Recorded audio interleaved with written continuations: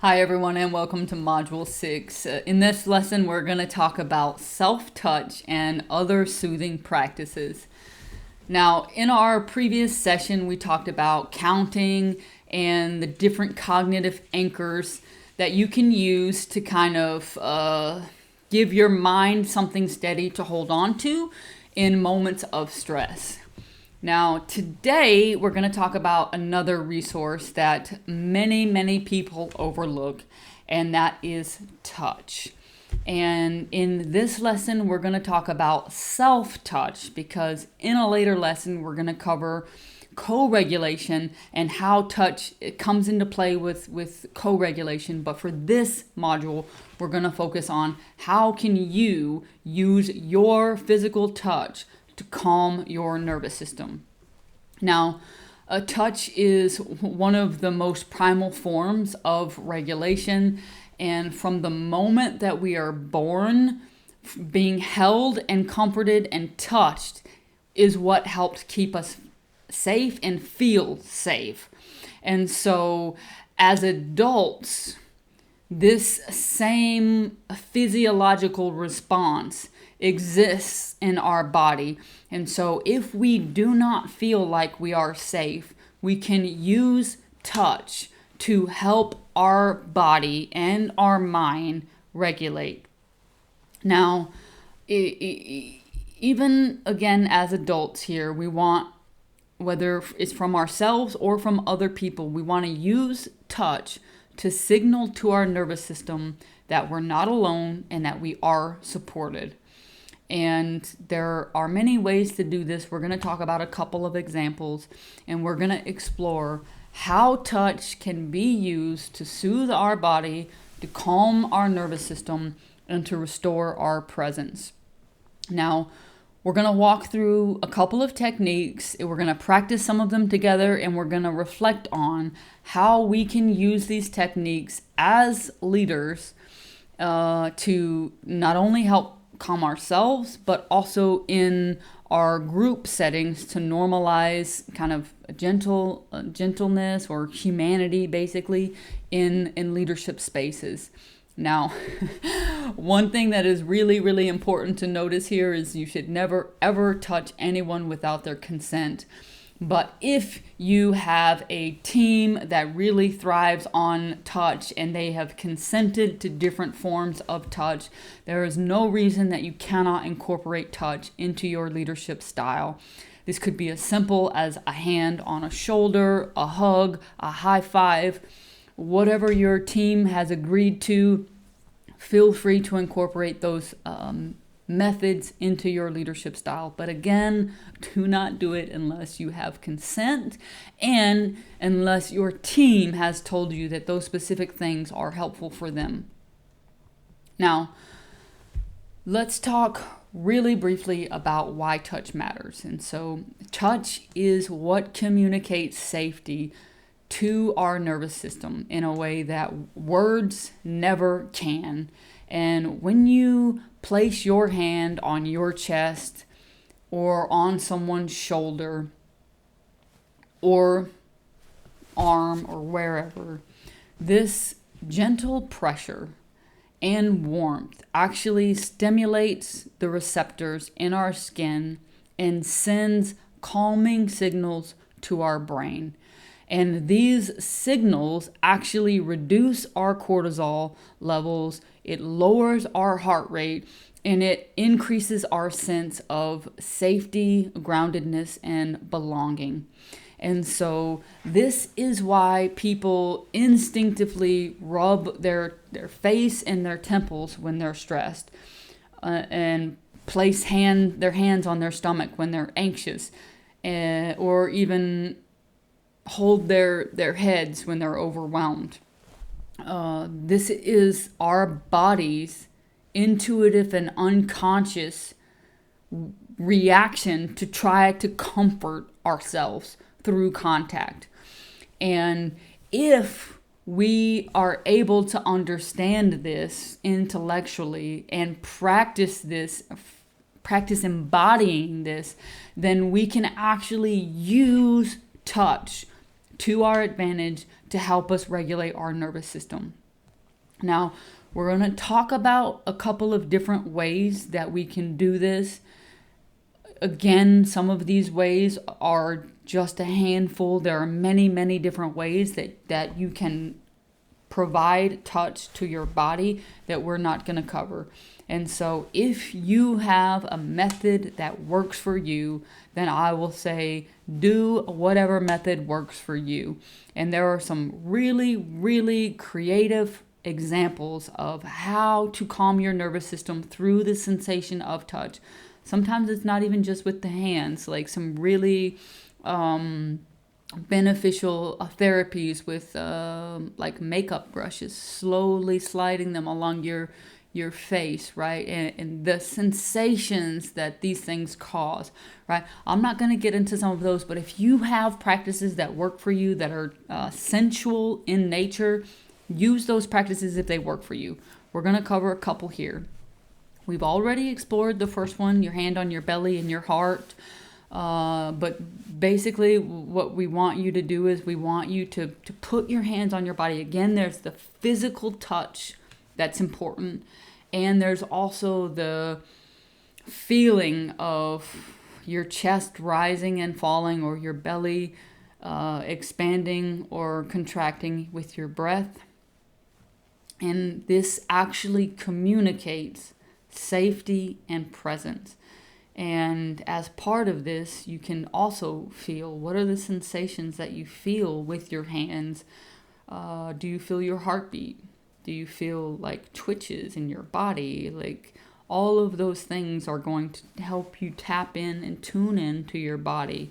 And then that process is what helps to calm and to remind your body that it's safe. And now, if you've ever been to a yoga class or a group breathing exercise, you've probably done this practice before. And I would say that if you have done this practice before, even try this practice today from a fresh perspective of, I am intentionally doing this to calm my nervous system. And as part of that, I am feeling my hands on my body. I am feeling my chest rise and fall. I am feeling my heartbeat. I'm feeling my breath. I'm feeling the vibration from my voice when I speak. Whatever it is, actually do this with a fresh perspective, with the intention of calming your nervous system. And I'll say already, I can sense and feel the difference in my voice and in my tone and in my interaction with you just by doing this. I naturally am a really energetic person, and so when I tell stories and when I present, I usually do it at a level up here, right? And even just the start of this lesson, from that until now, it's already helped me kind of bring it down, right? And that's exactly what we want. We want our body to come down, and we want it to be at the tone and the level that we want it to be at. Now, the next one is a really important practice, especially if you don't have other people in your life, intimately in your life, because as human beings, we are hardwired for connection. And when we don't get to hug people every day, we miss out on the benefits of all of the positive chemical reactions that happen when we hug other people. Now, the good news is that you can get that same experience from hugging yourself. And all you're going to do here is, just like you were when you were a little kid, you're going to wrap your arms around your torso, you're going to rest your hands on your opposite shoulders and your upper arms, and you're going to provide gentle pressure, just like you would if you were being held by someone. Now, some people might want to have, a tap, some people might want to have rubs, but whatever it is that makes you feel comfortable and secure. But if it's just the pressure, it's just the pressure. But if you want to add other elements to it, add other elements. And again, this is going to release oxytocin and help to calm the nervous system, right? So oxytocin is the the bonding hormone, right? When we connect with other people, we release these hormones that help us feel connected to other people. And when you do this exercise of self-hugging, same response. Now, let's also talk about cupping the eyes. Now, I've got my glasses on right now. I'm going to take them off just for a moment. And you want to rub your palms together and you want to create warmth. And so it should be fast and there should be pressure involved in this. And then what you want to do is once you've got some nice warm hands, you want to gently cup them over your eyes. So close your eyes and then cup your eyes. And the darkness here is what is going to relax our nervous system and relieve the strain. So I've been doing this. I'm ready to go. I'm going to cup my closed eyes. Exhale. And again here, there's the physical contact. There's the darkness. And there's the release.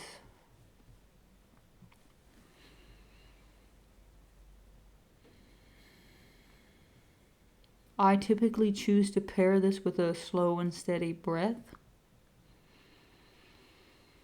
But if that doesn't work for you, that's okay. Just experience the touch, the warmth, and the darkness.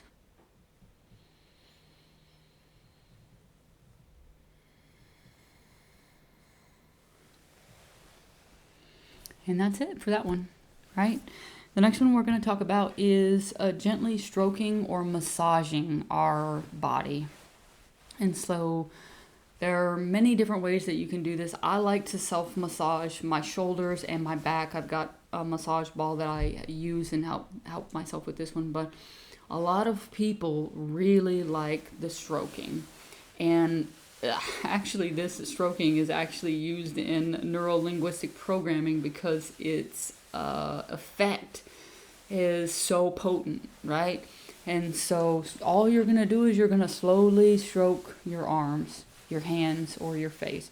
So your arms here, just like this one, your hands, like this one, or your face. And you want to apply gentle pressure to your shoulders or the back of your neck. So for me, it's here, down along my jaw. I tend to clench my jaw. So just a little bit of gentle pressure.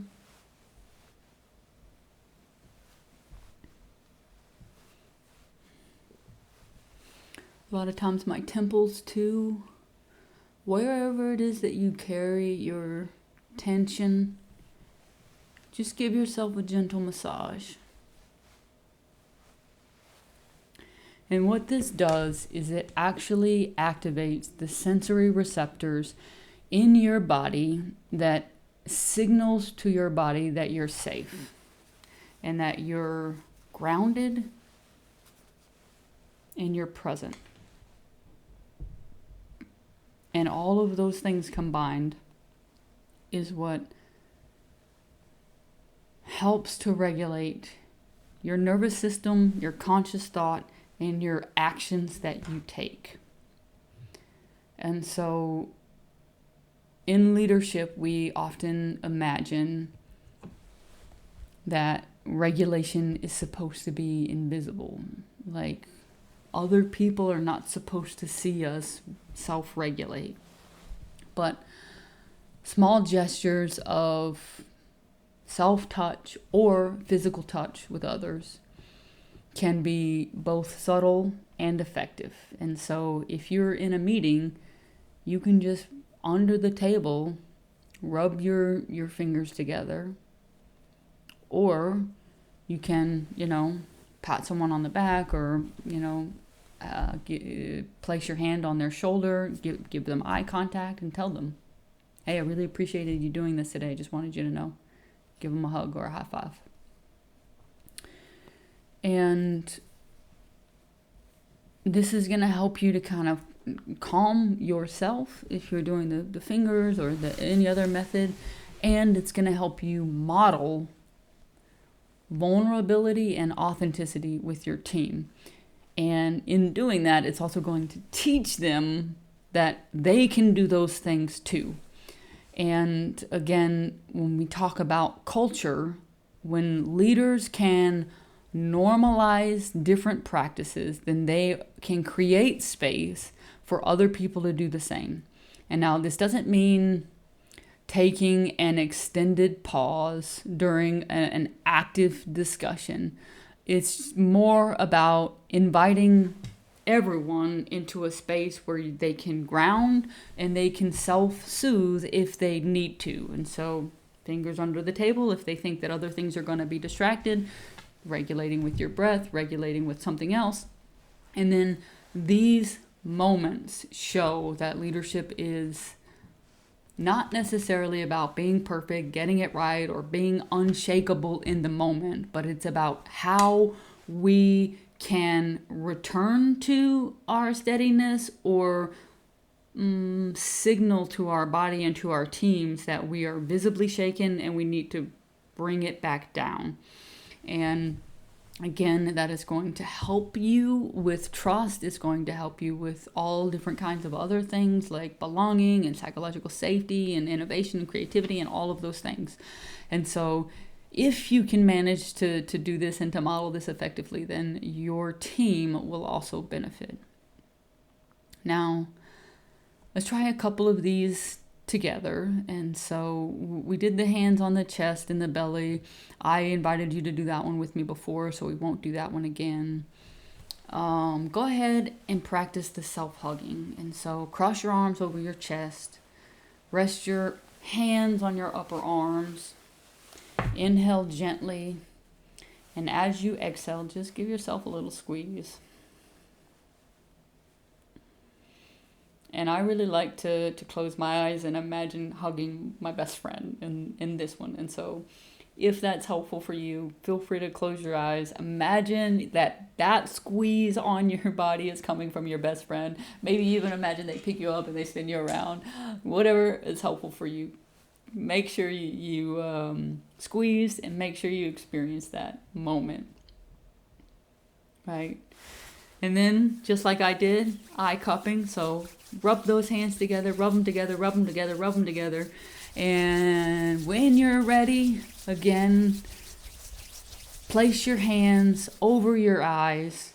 Feel the warmth, feel the darkness, and just experience the experience of this one. And as you're doing that, let your breath slow.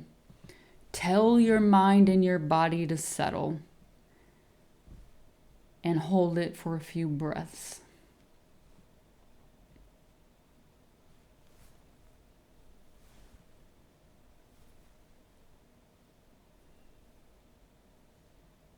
And then when you're ready, we'll move on to a gentle stroke.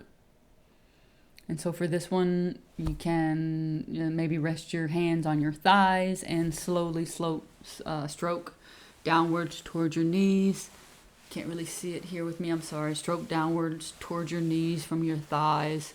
Same thing with your arms. If you want to do your arms. If you want to do your face, do your face.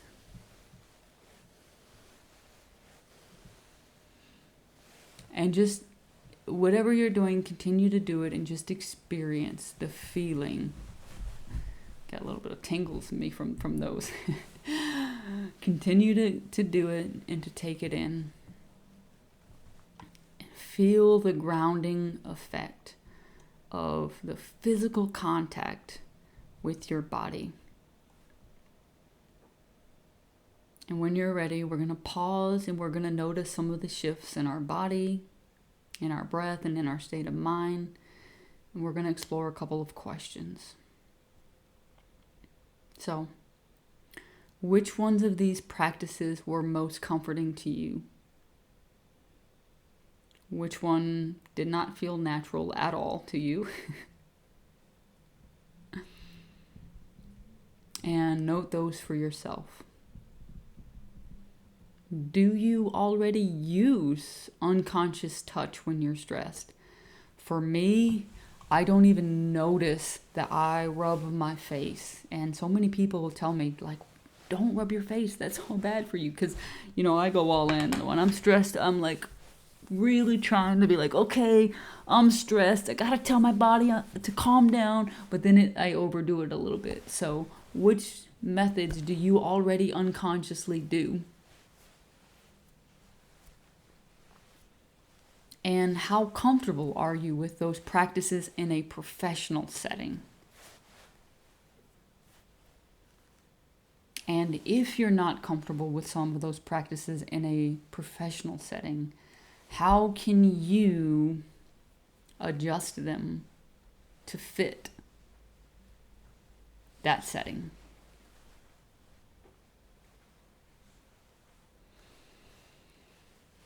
And finally, if you're in a leadership role, how can you normalize gentle touch and self-soothing practices for yourself and for your team?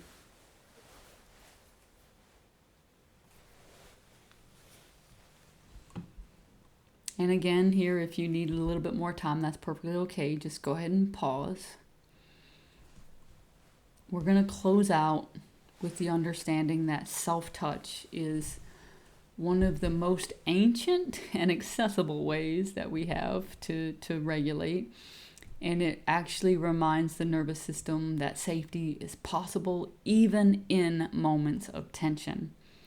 And from here, as you go about your day, we want you to notice when your body naturally reaches for touch. And instead of hiding it or ignoring it, we want you to try to lean into it with intention. And these small acts are what make a big difference in how we show up as leaders and how we model presence for others. And so make sure that you're being conscious and mindful of how and when you use touch. And again, make sure you always have consent to touch any other people on your team in the ways that they want and need or appreciate. Now, that's going to close us out of this model. But in the next module, we're going to actually turn to movement. And we're going to explore things like walking, yoga, qigong, dancing, and shaking. And each one of these are ways to not only regulate the nervous system, but to actually release stress and create vitality in our body and our movements. And they are especially important when we are feeling restless and overwhelmed. And so movement is one of my favorite things. You've probably seen me as I've been standing here, that I move, I bounce, I shift around a lot. My body just naturally has a lot of energy. And so if you're one of those people, then we're going to hopefully help you harness that in the next one. And if you're not a big movement person, same thing applies. How can you harness important aspects of this in different contexts to help you to be a better leader? So I will see you in Module 7 very, very soon.